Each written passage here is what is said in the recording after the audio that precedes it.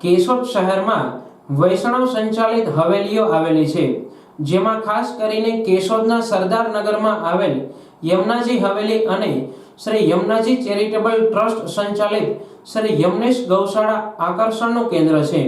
અહીં નિયમિત સંપ્રદાયના નિયમોને આધીન મુખિયાજી દ્વારા સરસ મજાનું સંચાલન કરવામાં આવે છે। દિવસના સમયાંતરે નિયમ મુજબ દર્શન પણ કરવામાં આવે છે। નાના એવા વિસ્તારમાં આવેલી યમુનાજી હવેલી માટે વિકાસની ખાસ જરૂર છે। અહીંની ગાયોનું સંચાલન પણ એક માનવીય ધોરણે કરવામાં આવે છે। તમામ ગાયો ખૂબ જ સરસ અને હૃષ્ટપુષ્ટ છે। યમુનાજી હવેલીના ભક્તો દ્વારા ખાસ જહેમત ઉઠાવવામાં આવે છે। ભક્તિભાવ સાથે ગાયોનું લાલન પાલન કરવામાં આવે છે। દરેક ઉત્સવ નિમિત્તે સરદારગઢના રહીશો યથાશક્તિ ભાગ લઈ રહ્યા છે।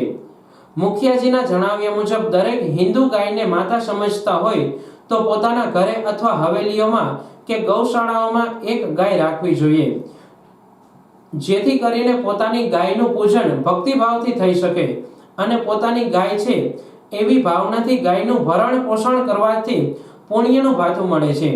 જેના પગલે ગુજરાત ન્યૂઝના જોઈન્ટ એડિટર ડાયાભાઈ દેસાઈ પણ આ યમુનાજી હવેલીની અવારનવાર મુલાકાત લઈ યથાયોગ્ય મદદરૂપ પણ થાય છે।